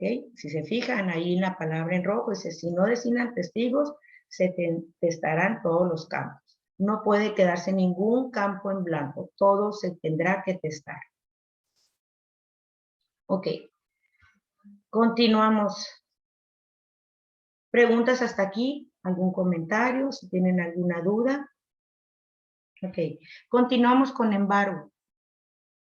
Nosotros, normalmente, voy a presentar este ejemplo. Cuando tenemos en la segunda acta de embargo, aquí vienen los tipos de señalamiento a embargar, que son los depósitos bancarios, bienes muebles, bienes inmuebles y la negociación. ¿Ok?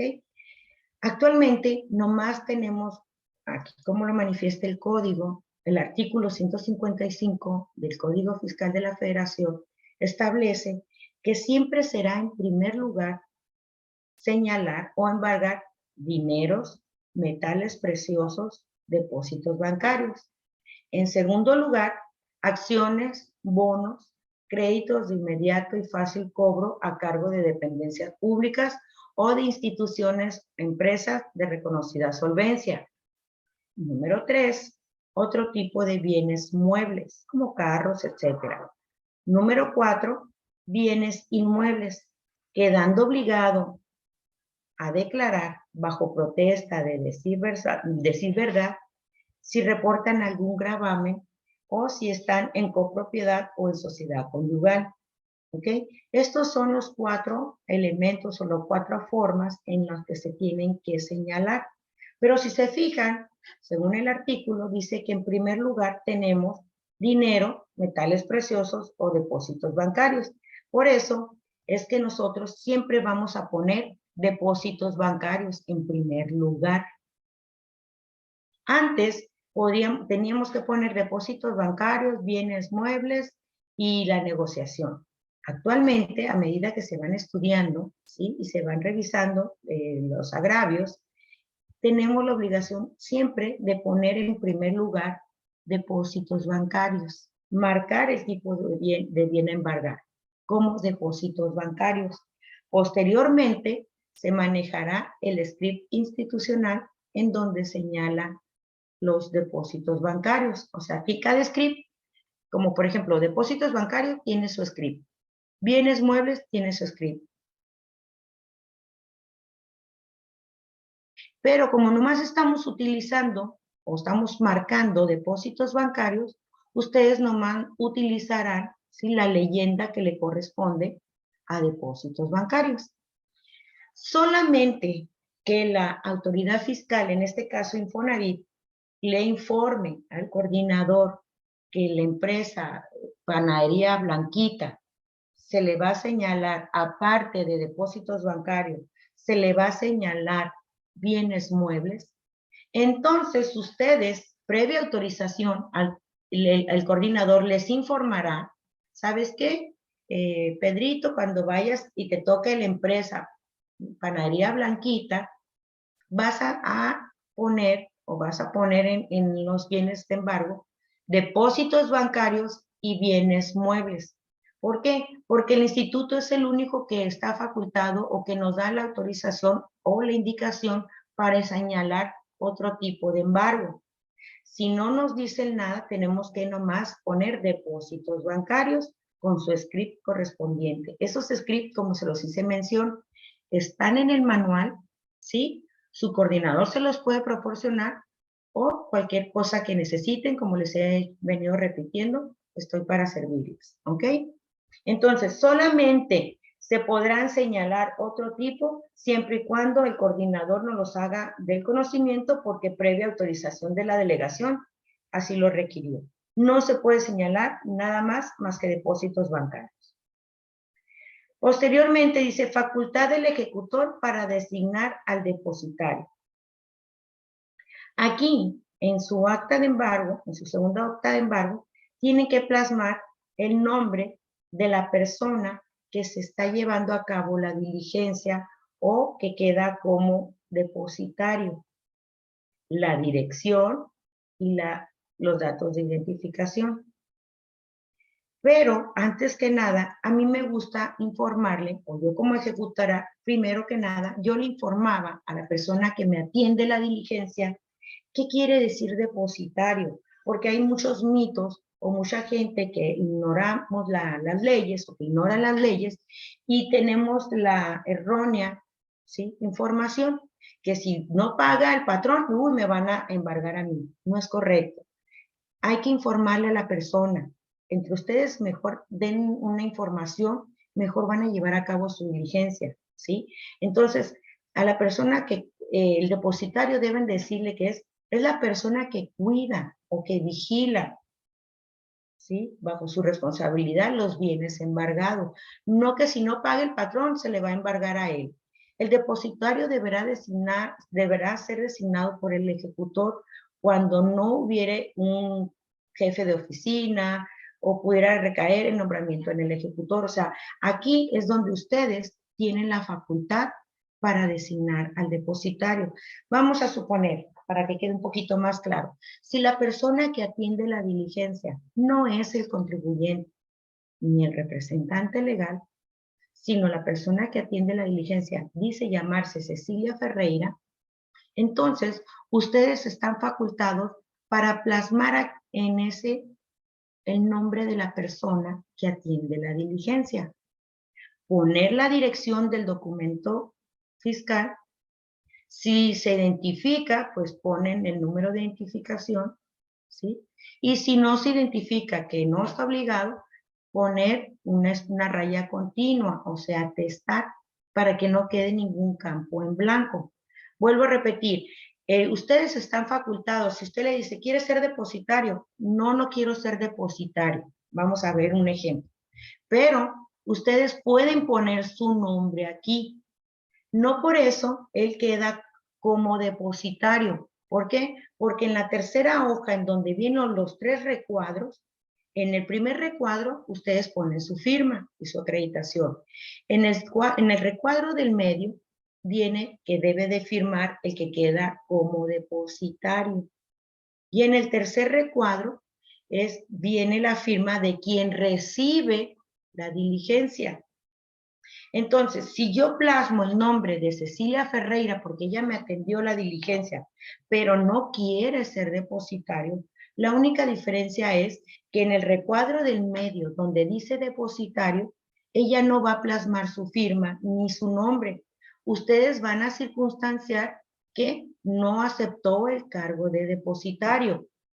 Mientras la persona que ustedes ponen aquí no firme como depositario, quiere decir que no funge como tal. Pero si ustedes ponen y le dicen que Cecilia Ferreira acepta ser depositario, ¿cómo va a acreditar el hecho que la misma persona que atiende la diligencia quiere ser depositario? En el momento en que yo reviso en el recuadro que acepta firmando y poniendo su nombre, yo ya me doy por enterada que la persona que atiende la diligencia aceptó firmar y plasmar su nombre y aceptó ser depositario.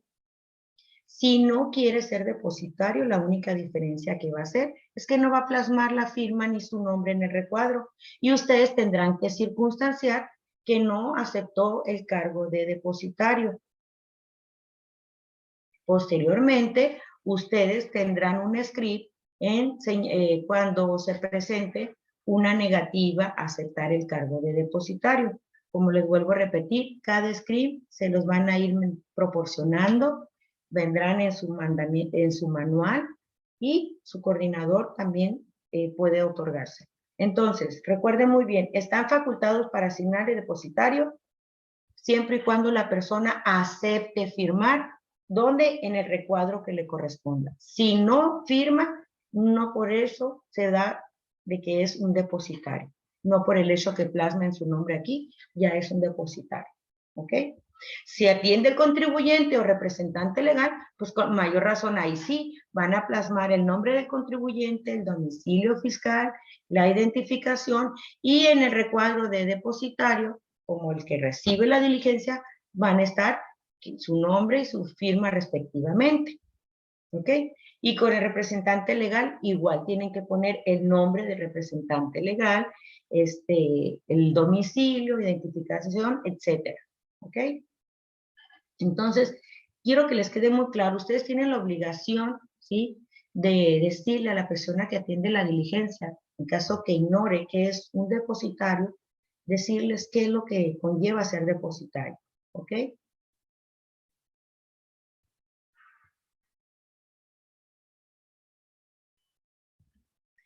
¿Alguna pregunta, algún comentario que tengan hasta aquí? Bueno, pues vamos terminada la información, la capacitación, ¿sí? Todos los scripts que pudieran verse en el curso se les van a ir proporcionando, o como les vuelvo a repetir, vienen plasmados en el mandamiento perdón, en el manual de PAE, ¿ok? Entonces, comentarios, preguntas, como son bien poquitas las que están participando, le voy a hacer unas preguntas para que vienen en el examen. No pasa nada si no se las saben. Lo que se trata es con la finalidad de que se preparen bien, que vayan bien preparados para el examen, para que se puedan certificar o acreditar y puedan integrarse al grupo FIMAES. Entonces, las preguntas que les voy a hacer es con el afán de ver cómo captaron la capacitación y reforzar esa información. No les voy a decir, no, está mal, eso no debe de ser. Por respeto a ustedes, debo de tratar de corregir o de modificar, ¿sí?, la información que se les está proporcionando. Por eso es la finalidad de las preguntas. Si no contestan o me dicen, no recuerdo o no le entendí, es para reafirmar esa información y que les quede muy clara, porque ténganlo por seguro que sí tengo experiencia en eso y más o menos tengo conocimiento de qué preguntas pudieran venir en el examen y cuáles no. Y si tenemos posibilidades de apoyarlos con esa información, con mucho gusto lo voy a hacer. Es por eso la finalidad de las preguntas, ¿ok? Creo que está Ana Cecilia, Denise, Itzel es y Tere. Esas son las personas que me aparecen, que están tomando el curso. Ana Cecilia, yo creo que ya me suena Ana Cecilia. Bueno, voy a hacer la pregunta a ver quién quiere contestarle. En determinado momento, quien no conteste o no se presente nadie, yo se las voy a solicitar a X persona. Como les vuelvo a repetir, si no se la saben, no hay ningún problema. Es para reafirmar o reforzar la información, ¿ok? Bueno, voy a empezar con la primera pregunta. Dice, si al presentarse por primera vez en el domicilio del contribuyente atiende una o contribuyente, sin embargo, no se acredita, ¿qué diligencia tengo que llevar a cabo? El diligenciado. Adelante, Denise.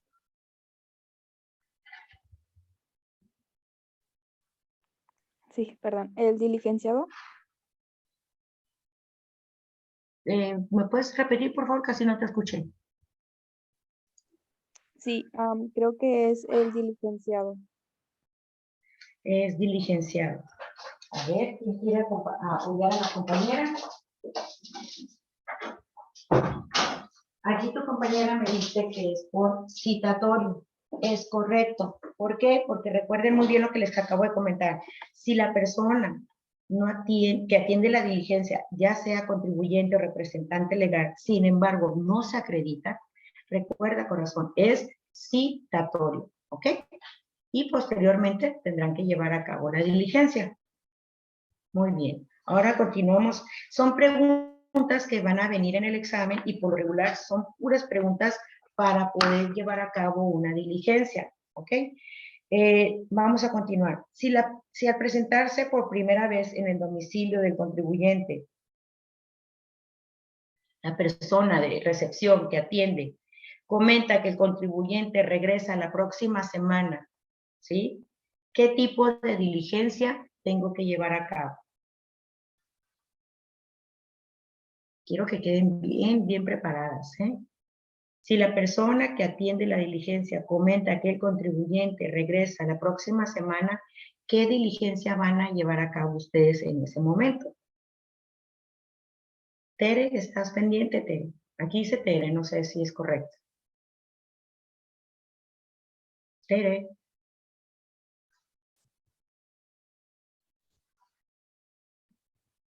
Bueno, Denise y Ana Cecilia, yo creo que son las únicas que están pendientes. A ver, ¿qué contestó?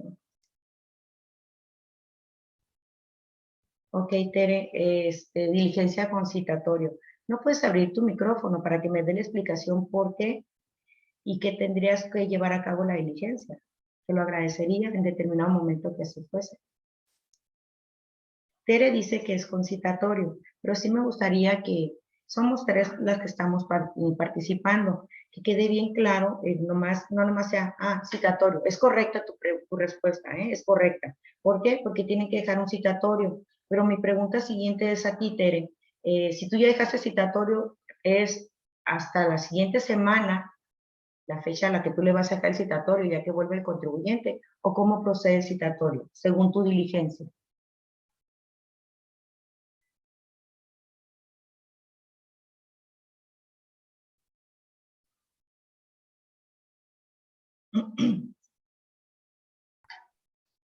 Perdón, sí, tienes razón.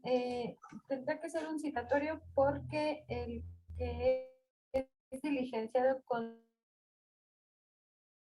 un citatorio es un citatorio previo, entonces sí tendría que ser citatorio nada más. Pero lo tendrías que dejar con fecha para la semana que está el contribuyente o con qué fecha, ¿cómo llevas a cabo el citatorio?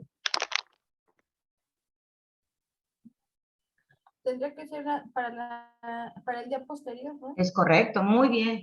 Tere, eso es lo que necesito que dominen, que el citatorio siempre va a ser para el día siguiente hábil. Si es de viernes, tienen que dejarlo para lunes. Si son días festivos, el coordinador les indicará las fechas que van a ser días festivos, entonces no podrán dejar un citatorio, por ejemplo, de un 15 de septiembre para un 16. Ojo con eso, es muy importante que dominen los días festivos y toda la información que el coordinador les va a bajar, ¿ok? Entonces siempre va a ser un citatorio para el día siguiente. ¿Por qué? Porque no necesitan que ya esté el contribuyente, aunque el contribuyente regrese en la siguiente semana, pues qué bueno, ¿no? Ya la persona que recibió la diligencia se lo hará dar, llegar el requerimiento, pero siempre recuerden que es muy importante. Y por último, ¿sí? Me gustaría escuchar a Ana Cecilia de León, Zacatecas, dice, creo que es coordinadora, pero bueno. Si al presentarse por primera vez en el domicilio del contribuyente, la personal de recepción me comenta que el contribuyente falleció, ¿cuál es el tipo de diligencia que tienen que llevar a cabo?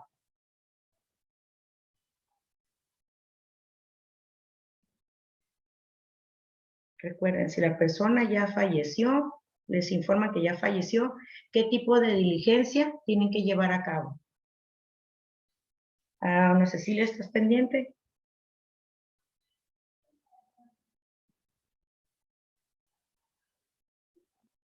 Denise, Tere.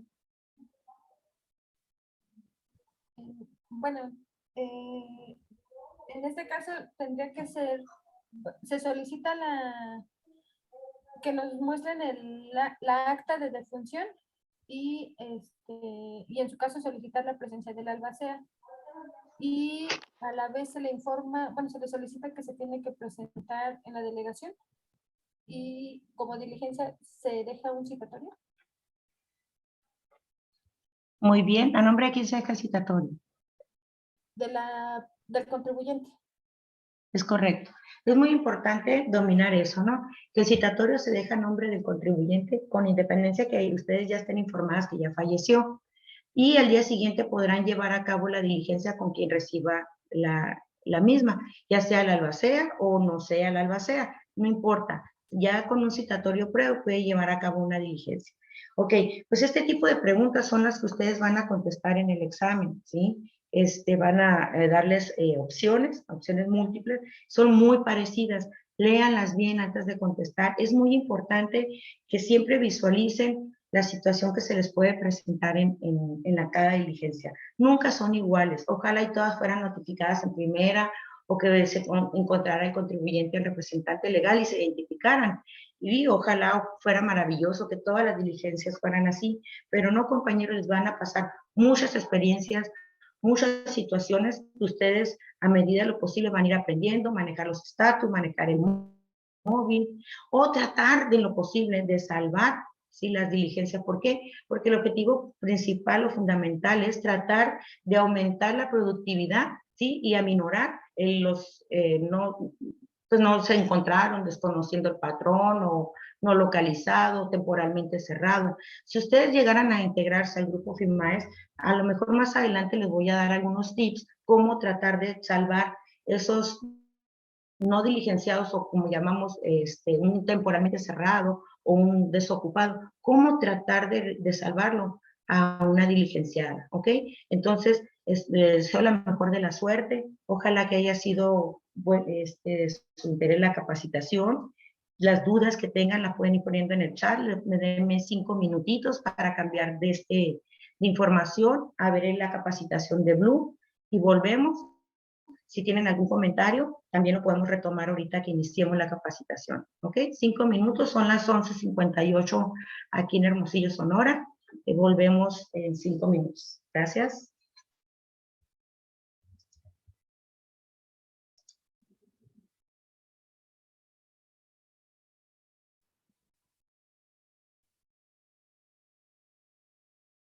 Itzel, un favor, ¿me ayudas a parar esta, porfa? Y ahorita grabamos una del puro Blue.